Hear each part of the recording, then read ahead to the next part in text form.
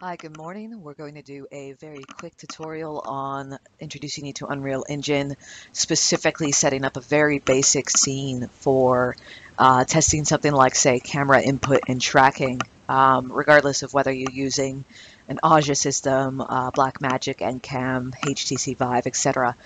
So this is going to be a very basic scene for just testing your camera setup and making sure tracking's working well. I'm not going to go into heaps of detail because all of that detail is going to be very particular to your camera setup.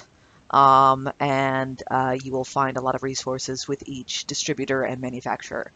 So really quick, before we go in and launch Unreal Engine, this is your Epic Games launcher, and there's a couple of things to point out here.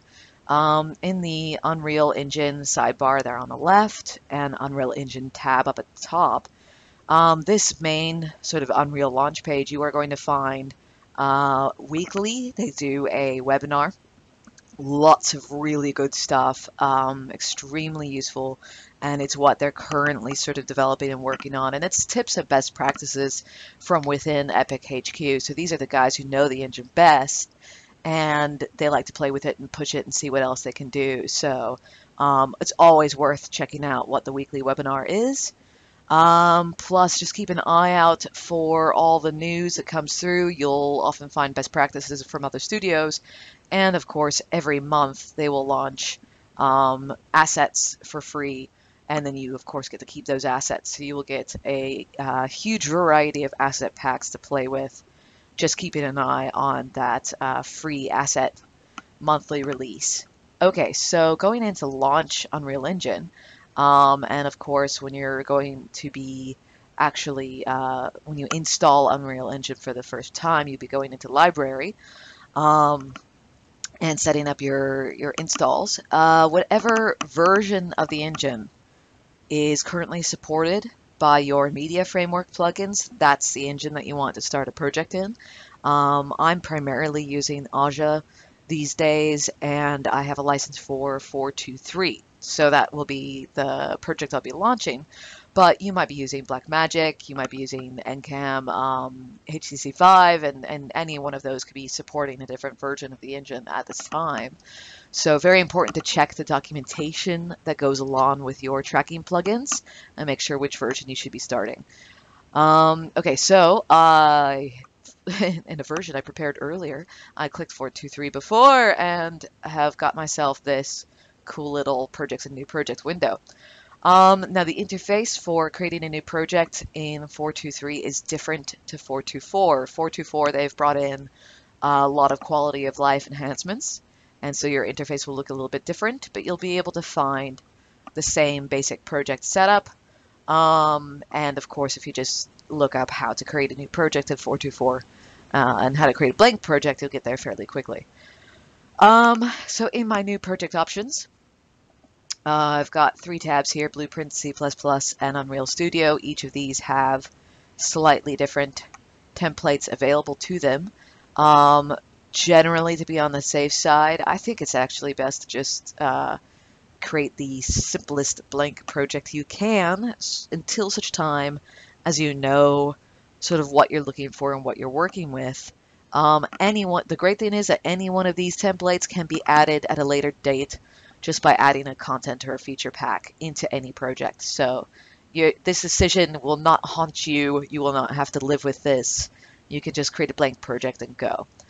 If you're planning on doing, if you've got a programmer with you, you're planning on doing any C++ programming and coding up of the engine itself, you'll want to start a C++ project so that you've got, you can then work with Visual Studio or whatever your programming program of choice is. We are not going to be working in C++ today, and generally, as a rule, you don't have to. If you've got your plugins, they've already done that for you. So Blueprint, blank project, and we've got desktop, maximum quality, no starter content. These different options are worth R&Ding and playing with later. For now, though, I wouldn't really worry about that. You've got enough to learn as it is. But at a later date, I think it's totally worth testing out the different startup settings, and that's all it really does is change your settings and project settings, turning off a bunch of features and leaving some on. I think it's probably worth it doing a couple of R&D tests to see which is going to give you the best composite with your video.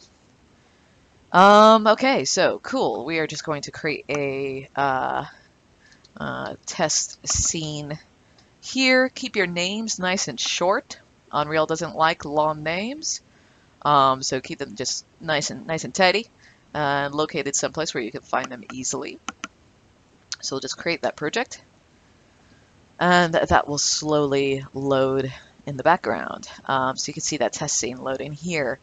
So things to pay attention to with your little load screen. It's going to go by too fast for me at the moment, I think. But when you're loading bigger projects later on, watch that percentile value, especially if you've got your camera set up, your tracking running and everything. You start introducing a lot of GPU load into your system.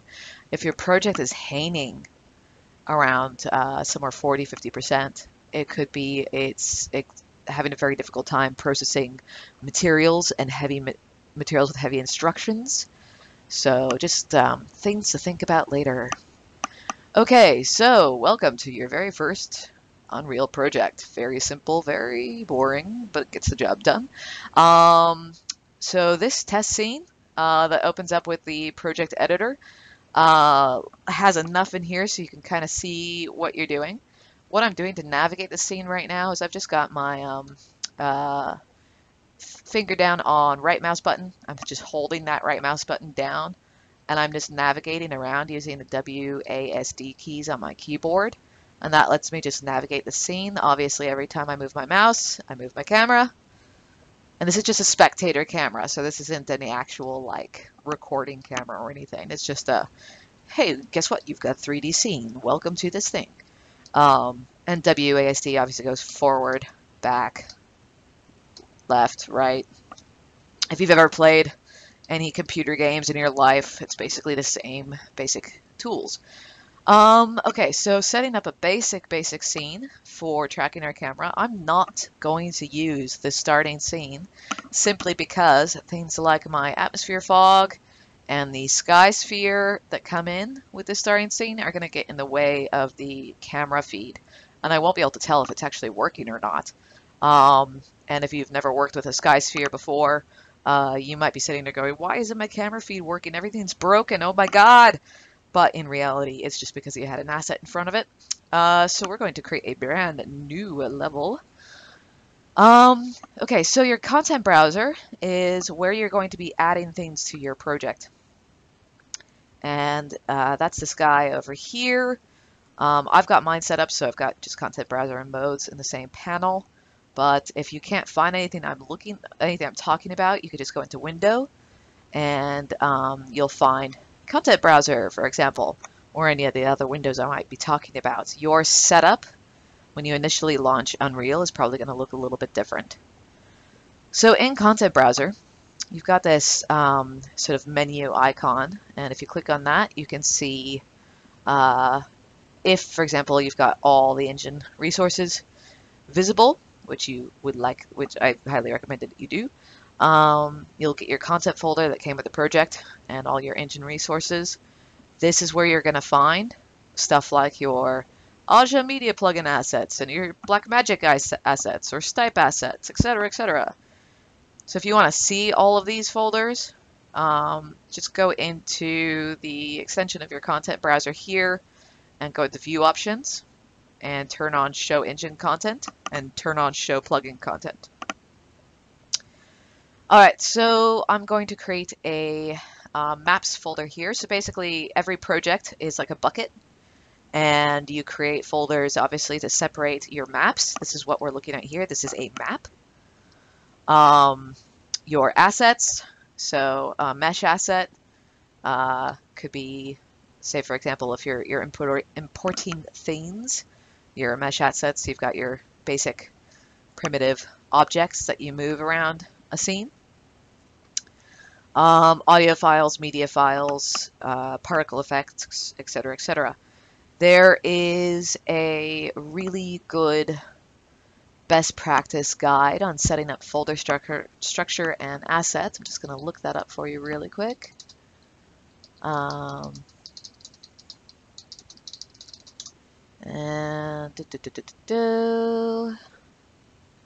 here we go. I believe this is what I want. Of course, you can't see what I'm talking about right now because I'm looking at another screen, which is like so not helpful. So why don't I bring that over? Okay, so I'll drop a link to this in the description as well. So this is a guide posted to GitHub by Alar, and it's just a it is actually a very comprehensive guide on how to name things, how to set up your folders, and this might seem like overkill and it might seem unnecessary, but Unreal Engine has started and is, always a programming engine. And it is all based on programs that are looking for clean naming conventions, clean directory links. And so if you follow best practice, you're going to troubleshoot a lot of issues right away. So you've got things like, for example, how you might name your objects based on object type, what kind of folder structure you might want to use, etc., etc. That's a very long-winded way of saying, let's create a maps folder. So let's just right-click, new folder, and in maps, I'm going to create a level. Level, map, they're interchangeable vernacular. One means the same as the other. So generally, Unreal is looking for a maps folder for its levels. So keep your folder named maps, and we'll just create a empty level there. Map test scene. This is just something that I like to do personally. I like my little map underscore name, just because I will quite often search for an asset in my content directories based on just map or whatever the prefix is. So that's just a personal affectation. Do not follow unless you want to go down that particular rabbit hole of my brain, which is never recommended at the best of times. Okay, I don't think we necessarily need to save that yet. If in doubt, don't save, just because you don't necessarily know what assets, if you haven't done it, and if you haven't actually set it up, and if you don't know what you're saving, generally best not to save assets that you haven't personally worked with. Just save things when you know that you've done something. Okay, so now that we've opened up this map test scene, and we can save it now because we have just opened it, you'll notice there's nothing in here. It's completely black. So we need to add a couple of things to be able to see what the hell we're doing, to be able to test our camera setup. So I'm going to go into the modes panel. This is where we're going to get access to all of the assets to play with. The tab we want to play with now is at the very far left for placing assets. The rest of these tabs you will get into later on as you become more profesh and level up in your Unreal Engine experiments. So if I go ahead and drop a cube into this scene, you'll see I've got the outline of a cube, which is great, but I can't see anything at all. That's because there's no lights or anything in this scene. And my cube has just sort of randomly dropped in space somewhere. And you'll see if in my details panel, and basically if you select any object in your outliner, which is just here, this is an outliner, it outlines everything that's currently in your map. If you select that, you'll find the parameters for that object in your details panel.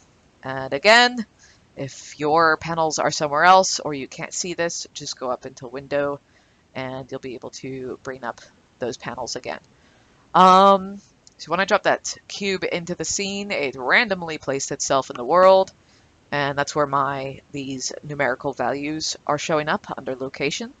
So if I just set those all to 0, that's going to be in the very center of my world. And the great thing about having everything sitting around the center of your world at world space 0 is that's generally where your camera is going to start. So if you just sort of work around world space 0, you've got a higher likelihood of seeing the actual stuff instead of loading up your camera in your feed and going, where the hell is my cube? Okay, so I still can't see anything. Next up is to bring in some lights. So I've got my empty cube in there. I'm going to go to my lights tab and we'll drop in a directional light. And right now that directional light's coming in pretty hard and sharp from just one direction.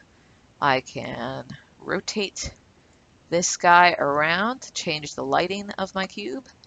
It's basically a directional light is like a sunlight. It's omnidirectional, as in it will fill the scene with light all in one direction. Now, what I'm using to move these objects around is you'll see there's a couple of different gimbals on these objects. So a gimbal is this funny looking little guy that shows up in the middle of the object that lets me, say, for example, rotate or move or scale.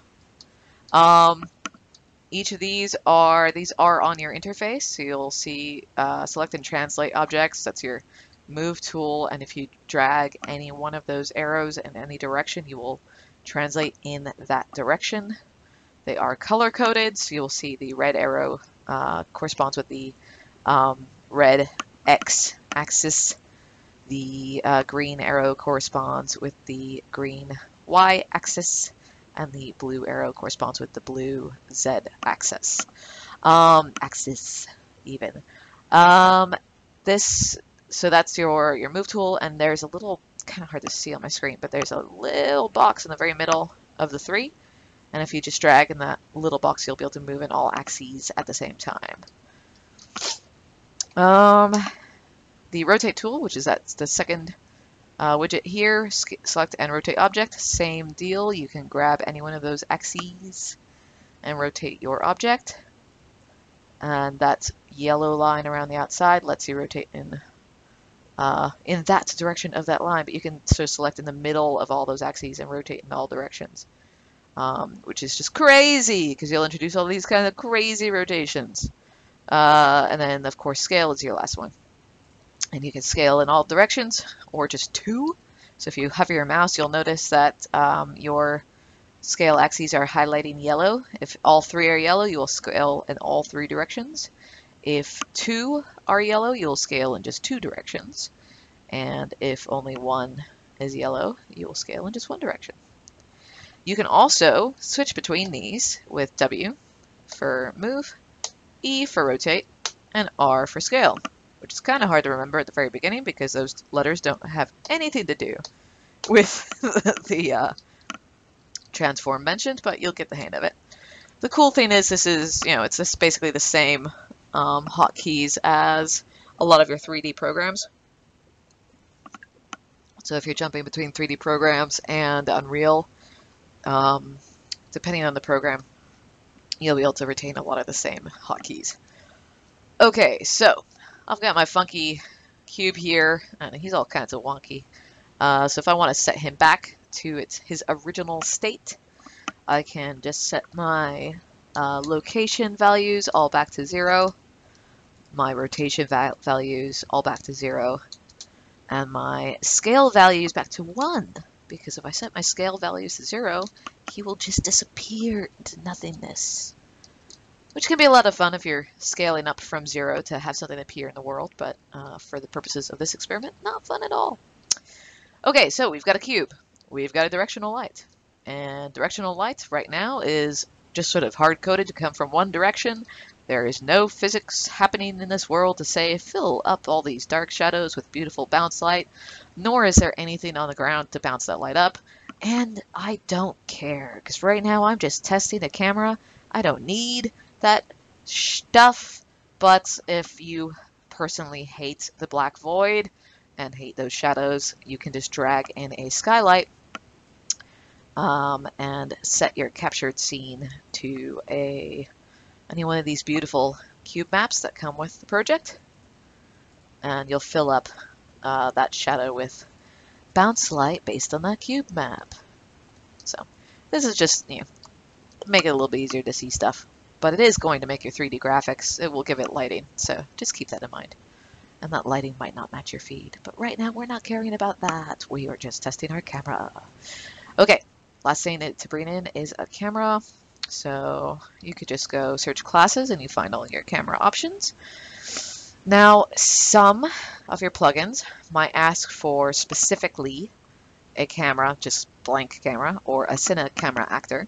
Cine Camera Actor is going to give you your field depth of focus and camera things. Oh wow, I don't know what just happened to my ability to verbalize just then. So all your camera stuff is going to come on the Cine Camera Actor, and if you just drop that into the world, at the moment it comes up with a totally blank preview because it's saying you're looking at nothing.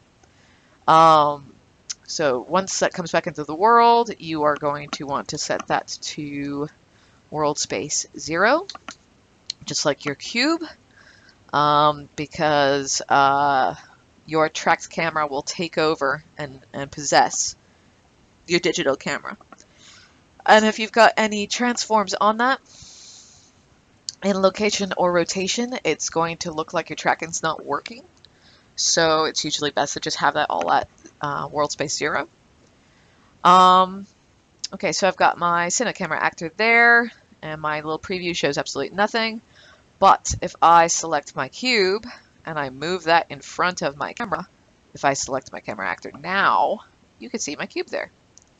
And because that cube's directly in front of the camera, it just looks like just 1 pixel on screen. So we might just introduce a little bit of rotation so it looks kind of 3D-like.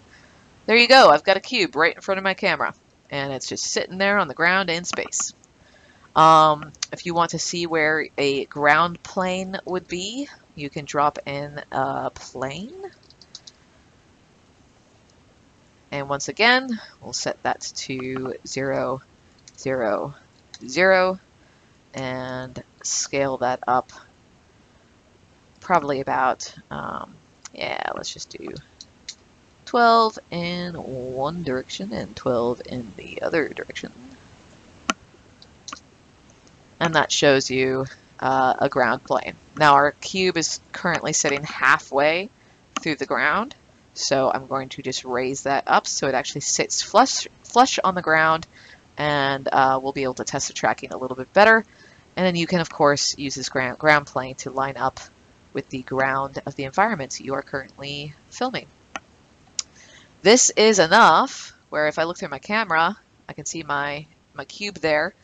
This is enough at the moment to be able to start testing tracking, because once my tracking takes over this camera, it will lift and I can spin it around and see how my 3D is sitting with my live plate. Okay, so this is the point where everyone's plugins are going to be a little bit different. Let's just save this scene really quick. And let's say, for example, you're going to be working with Blackmagic. You would want to go into your Unreal, your Epic Games launcher, and into Marketplace.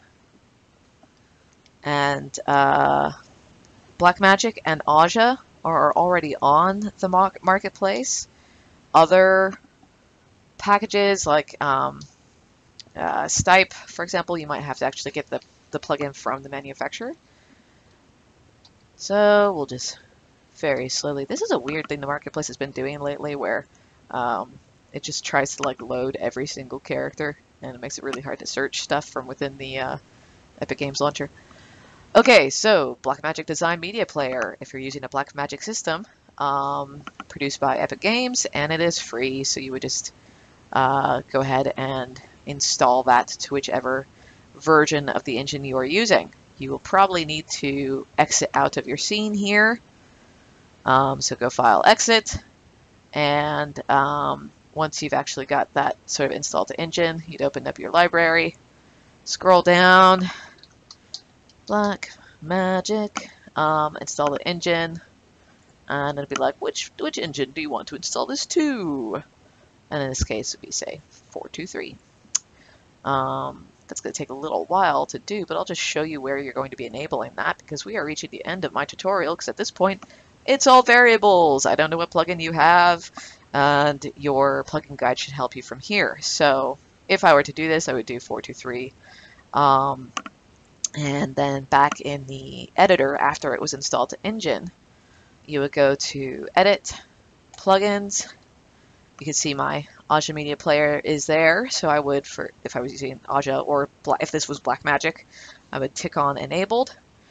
I also recommend going into your built-in plugins panel and looking for the Media Framework utilities and the Media I/O framework, enabling all of those, and then you would restart your engine. So if I just restart that, it's going to reload the scene. So from this point forward, how you actually then set up your tracking, your camera input, camera output is all going to be very based on what camera you're using and what tracking system you're using. I'll show you where some of the assets are and assets live that I would be working in if I were doing Aja. So back in my content browser, when I've reloaded my test scene, it's gone back to my default map. If you actually want your project to load the load a specific map at runtime, so when you open it up, you can go into Edit, Project Settings, and Maps and Modes here.